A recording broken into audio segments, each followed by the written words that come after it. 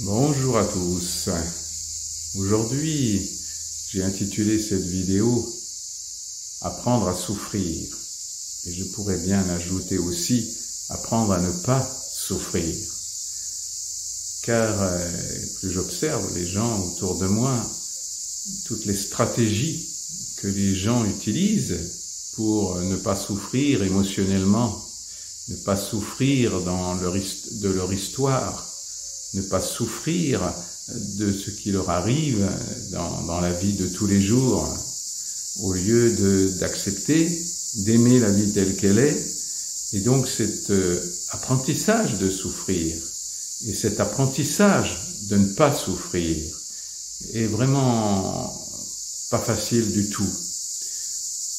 Car apprendre à souffrir, ça veut dire que si j'ai des émotions, si j'ai des émotions par rapport à une relation, par rapport à quelque chose qui se passe dans ma vie, ces émotions m'appartiennent. Elles n'ont rien à voir avec la situation. C'est moi qui crée ces émotions. Le fait est là, et le fait de rajouter dessus ou du mental ou de l'émotion, ça m'appartient. Et donc c'est cet apprentissage de la souffrance nécessaire pour justement ne plus culpabiliser soi-même ou les autres, est très important.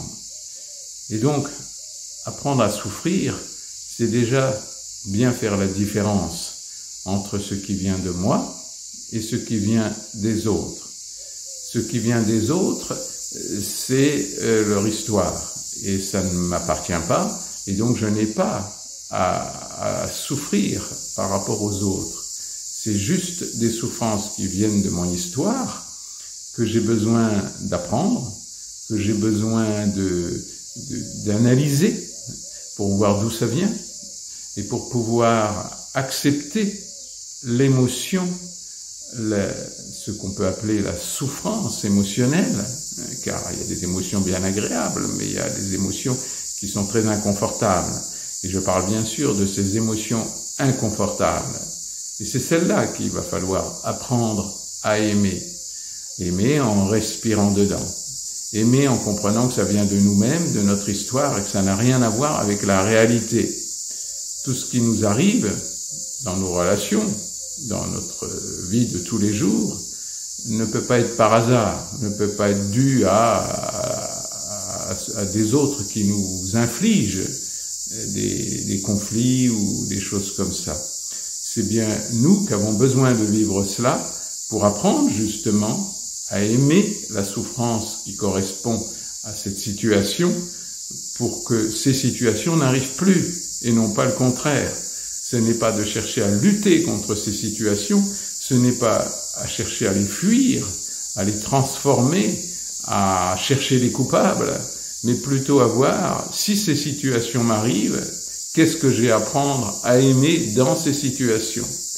Et donc, on n'en veut plus aux autres, on n'en veut à personne d'ailleurs. On comprend la vie telle qu'elle est, et donc on va apprendre à souffrir, on va apprendre à respirer, à aimer toutes ces manifestations intérieures qui nous appartiennent et qui n'appartiennent pas du tout, qui ne sont pas de la responsabilité de l'autre, mais qui sont simplement la responsabilité de notre chemin à comprendre et à vivre pour que cela ne nous arrive plus, bien sûr. Car la vie est ainsi faite. Tant que vous ne voulez pas accepter et aimer quelque chose de votre vie, et ça va vous la ramener sans arrêt. Donc vous croyez que les gens sont méchants, que la vie est méchante avec vous. Non, elle est juste dans son rôle d'essayer de vous faire grandir, donc d'essayer de vous faire aimer ces souffrances que vous n'avez pas acceptées et qui viennent souvent de votre plus tendre enfance, qui se répètent sous une autre forme, mais c'est toujours la même souffrance non acceptée. Donc cet apprentissage de la souffrance est vraiment un chemin indispensable, de tout chemin spirituel. Il n'y a pas d'autre solution. Et aussi apprendre à ne pas souffrir, car je vois à quel point des gens vont accepter, par exemple, des enseignements spirituels à rallonge, j'allais dire, et qui sont à l'opposé de nos limites personnelles. Donc, il faut aussi accepter que notre chemin, c'est aussi de voir nos limites et d'accepter nos limites telles qu'elles sont et non pas de les nier. Donc, accepter de ne pas souffrir quand c'est pas nécessaire. Il ne faut pas confondre le fond et la forme.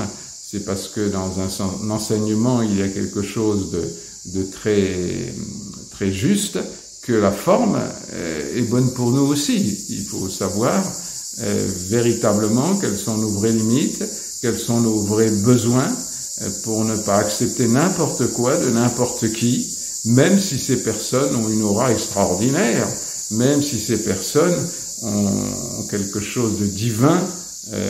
C'est pas forcément pour nous, et puis c'est pas grave du tout. On peut très bien en entendre les messages sous une autre forme et qui sont aussi bien perçus pour nous, et même mieux perçus. Je me souviens toujours que pendant 10 ans, j'ai été voir Arnaud Desjardins, et lui, quand on lui posait une question, il répondait à peu près en 2 heures de temps. On ne savait même plus quelle était la question au départ. Donc, pourtant, son enseignement est quelque chose qui est fondamental pour moi. Mais la forme n'était pas vraiment l'idéal pour moi. Donc, la forme que je propose est une autre forme, et elle peut correspondre à certaines personnes et pas à d'autres. Il n'y a pas de problème là-dessus.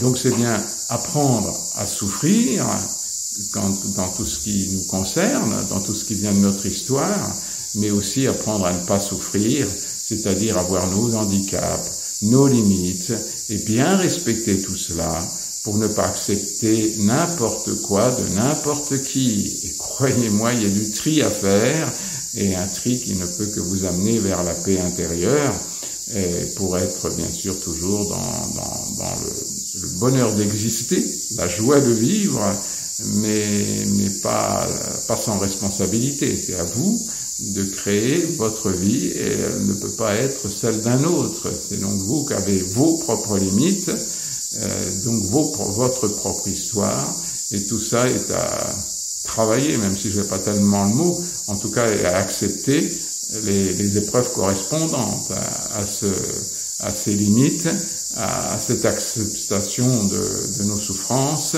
Et tout ça, bien sûr, on est là pour ça, hein, donc on n'a pas besoin de juger tout cela. On n'a pas besoin de mettre de mental, on n'a pas besoin de mettre de stratégie, que ça soit des compensations ou que ça soit des fuites ou de toutes sortes. Donc, ne cherchez plus tout ça, cherchez simplement à vivre ce que vous avez à vivre pour faire le tri à ce qui est accepté et ce qui n'est pas accepté. Et voilà, là, je vous encourage. Et puis, j'espère avoir réussi à passer le petit message. Merci beaucoup et bonne journée à vous, plein de tendresse et toujours du soleil dans votre cœur. Au revoir.